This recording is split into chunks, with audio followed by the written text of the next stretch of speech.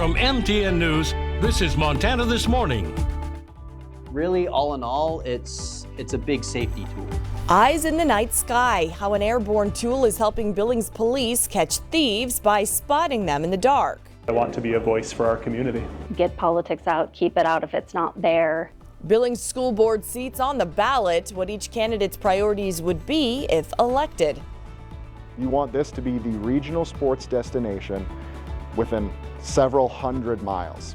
And bringing more sports to the Magic City, what Billings is doing to make it happen. We've got that coming up. All these stories and much more in the next hour. Good morning and welcome to Montana This Morning on this Friday, April 25th. I'm Augusta McDonnell here with Miller Robson. Hey, good morning, everyone. TGIF. TGIF, everybody. But we're headed into a bit of a rainy weekend. Yeah, especially as we get into Sunday and the early part of Monday. Well, really all the way through Monday, we could have a really good soaking heading our way. Now, we're not seeing any rain right now here in Billings. There's a chance we could see a few drops. We are seeing a little bit of rain, portions of Rosebud County, all over the way to Miles City right now. That should kind of clear up as we go along today. Maybe some patchy fog this morning too, so keep that in mind as you're getting ready to commute this morning. Yesterday I'd mentioned we may not get out of the 40s, and we didn't. We only hit a high of 46, so about 13 degrees below the norm. Our low of 39, pretty much on target for this time of the year. Top gust of 26, still going to be somewhat breezy across the area. The western foothills, we could have gust over 30 miles an hour today. Also around Sheridan, we could have gust over 30 miles an hour. So those moisture totals for the month and the year, we're in great shape, and we really have a chance to add to that, especially as we get into Sunday and Monday. Right now, just some clouds out there. 37 at the airport, feels like 32. Humidity at 93%, so that number keeps going up. Again, if we get more saturation out there, watch out for patchy fog. Dew point temperatures are 35 degrees. Winds out of the northeast at about 6 miles an hour. Across the area, temperatures mainly in the 40s as we get up in Adam this morning, or 30s and 40s rather. By the time we get to lunchtime today, mid to upper 40s, and then we'll try to get back to seasonal by the time we head home today. Even warmer across the weekend, and then we get ready for maybe a big downpour heading our way. We'll take a look this hour as we go along. All right, Miller, thanks so much. Sure. Much to come there with our spring weather ongoing, of course, and today is the final day for the public to pay their respects to Pope Francis before his funeral tomorrow morning at the Vatican. So far this week, long lines have stretched well into the night, with tens of thousands of the faithful filing through St. Peter's Basilica. CBS's Tina Kraus has more from the Vatican. The devoted descended on St. Peter's Square for a third and final day to see Pope Francis one last time as he lies in state. Tens of thousands, including the Pope's relatives, have come to pay their respects so far. Vatican officials kept the basilica open past midnight again Thursday to accommodate the crowds. It's a very emotional moment for me. Around the world, the faithful also gather for Mass to pray for the pontiff.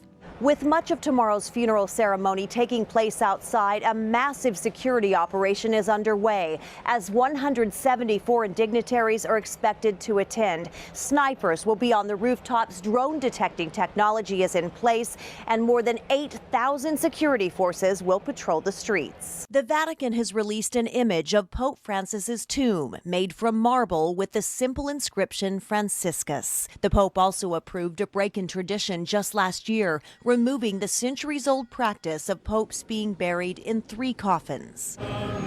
Yesterday, rosary prayers at the church where the Pope will be buried, the Basilica of St. Mary Major, led by Cardinal Luis Antonio Tagle of the Philippines. He's mentioned as one of a handful of candidates who could become the next Pope. New York Archbishop Timothy Dolan is one of 135 cardinals eligible to vote in the conclave to choose Francis's successor. We certainly want somebody with his gracious, humble, simple, loving style. The date of the conclave is expected to be announced after the funeral. Tina Kraus, CBS News, the Vatican. Later today, President Trump and the First Lady are expected to depart Washington and head to Rome for the Pope's funeral tomorrow. Other sources say former President Joe Biden also planning to attend the funeral of Pope Francis. Biden is the second Catholic to serve as U.S. President. John F. Kennedy was the first. And back here in Montana, the Billings Police Department recently took to the skies to apprehend a couple of suspects. Take a look at this video as the department's drone was in action above the grain silos, eventually bringing individuals to justice. This morning, our Haley Monaco dives into the important role this technology can play over the course of investigations. We often see Billings police officers driving on the streets, but when they have their eyes in the sky, Pretty great capabilities. The Billings Police Department recently apprehended a couple of suspects using the drone's thermal capabilities. We have to have a reason to be where we are. Take a look at this video as the department's drone was in action overhead at silos that had been constantly burglarized for a month. We're flying and the two suspects pulled up and went in, and we're starting to pull more copper wire out, and they managed to get both of them arrested and in custody. So. Lieutenant Shane Sheldon highlights the benefits of quickly being able to deploy drones, which the department has been using since the end of 2021. We had 782 flights last year, and it was like almost 120 hours of flight time. From flying drones indoors during standoffs. It's an officer safety thing. You know, we can put the drone in first, see if there's anybody in there. To relaying commands. I was able to pre-record, instructions. Like, this is the Billings Police Department. You are under arrest. Drone technology plays a critical role in identifying criminals and bringing them to justice. They're a fantastic tool. In Billings, Haley Monaco, MTN News. Haley, thanks so much. And a 2023 law banning gender-affirming care for minors was front and center inside a Missoula courtroom Thursday. Senate Bill 99 is already on hold, with yesterday's hearing focused on whether or not it's constitutional. State attorneys argue it is, saying minors cannot give informed consent on gender-affirming procedures, which they argue can cause irreparable harm, such as infertility and body disfigurement. The ACLU of Montana, representing the plaintiffs, argue this measure infringes on transgender minors' right to privacy under the Montana Constitution, as well as the Constitution's Equal Protection Clause.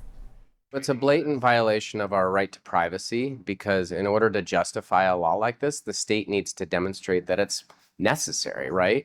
And the state has no compelling interest and has offered no evidence demonstrating that a ban like this is effective or necessary. Missoula District Court Judge Jason Marks questioned the state rigorously during their argument, largely asking how this law is in line with Montana's constitutional right to privacy and why the state believes banning gender-affirming care is in line with protecting minors. A decision is expected in the near future.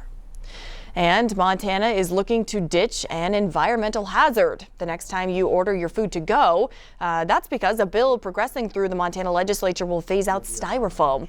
As our Hannah Pettiferry learns, the bill would serve as a landmark piece of environmental legislation for the state. When you order takeout or get food to go, chances are the food is still packed in these styrofoam containers. Once these styrofoam containers hit landfill, it doesn't go away that quickly. It can take hundreds or even thousands of years for them to decompose. All the styrofoam that's ever been made ever is still on the planet. Kylie, who serves at Montana Brewing Company, says the restaurant moved away from styrofoam some time ago and switched to other types of containers. They are eco-friendly, they're biodegradable, and we have been using them for about 3 years, so they're not as bad as they could be. Similar businesses across the state have come together to help pass House Bill 477, phasing out polystyrene in single-use food containers with exceptions. I think it's rather just an encouragement rather than a force, because so many are already trending towards less use of styrofoam and using paper products instead. Senator Mike Yakowicz says some restaurants have already switched to compostable or recyclable packaging. Hopefully when we draft bills that we find that sweet spot, that common spot where we improve our environment as well as don't hurt our businesses. So that's what I hope about this bill. These businesses claim that this bill reflects a balanced approach that prioritizes public health and supports small businesses. Well, I hope the idea comes out that we're all generations, we're thinking about the environment, and we're trying to be both friendly to the environment and friendly to business. And the bill was introduced in February and has gone through the House, Senate, and is now awaiting the governor's approval. And even the code in statute for procurement for the state of Montana is moving towards recycling and moving towards products that can be more eco-friendly. Kylie is very hopeful that this bill will have a positive impact on the environment and is excited to see where it goes. I think being a leader in doing this is going to set a precedent that our kids and future generations are going to look back on and say, like, there's where it started, here's who started it. In Billings, Hannah Pettiferry, MTN News. Hannah, thanks so much. And this house on the Billings north side is definitely doing its part for the environment. It runs without mechanical heating, cooling, gas, city water, sewer, or even a septic system. Our David J. takes us for a tour of this unique and cost-effective home. These beams up here, the black beams, those all came from a school that was taken down in Lame Deer. Randy Hafer reused a lot of material to build the urban frontier house, and the green post came from the old Cobb field. The home is nearly all self-contained. It's no city water, no sewer, no gas, no electric, no septic, no well, just us and the sun. Hafer says the home is hooked up to the electrical grid, and since the windmill doesn't always produce power, the monthly bill is a little more than $4, but that will soon change. Still, everything in the home is energy efficient. And I said, well, you don't understand. My husband says I can only use 400 kilowatts a year. And he looks at me like, I don't think I've ever had anybody buy a refrigerator by how many kilowatts a year it uses. Jana Hafer says life is about the same as in any home. Pretty much, I mean, we've still got our, TV and we still got our internet. This is the urban frontier house, garden right here on the outside. Also have the roof designed to have rainwater, and they collect all that, and Randy says anything that lands here stays here. And then an ultra filter, which is 0.02 microns, so it's really small. And so we have really nice water. Randy Hafer shows the system that makes the rainwater drinkable. That rainwater is stored in 1,500-gallon tanks before filtering. We've had as many as 16 people in the house. So how much are we going to use while we're here? Couldn't even tell the difference. That's for special occasions, but for Randy and Jana, the tanks are constantly refilling and have about a 2-year supply. On this night, the Hafers gave a tour in conjunction with Earth Day, hoping to inspire. I love the garden room though, then recirculation is super cool, but everything is super cool. I think it's what it is. Just looking at simple things like the floor and the doors, they've had the doors made, and that's quite a feat, I would think. Yeah, amazing. I'd really like to just get people to start thinking about some of that stuff. In Billings, David J., MTN News.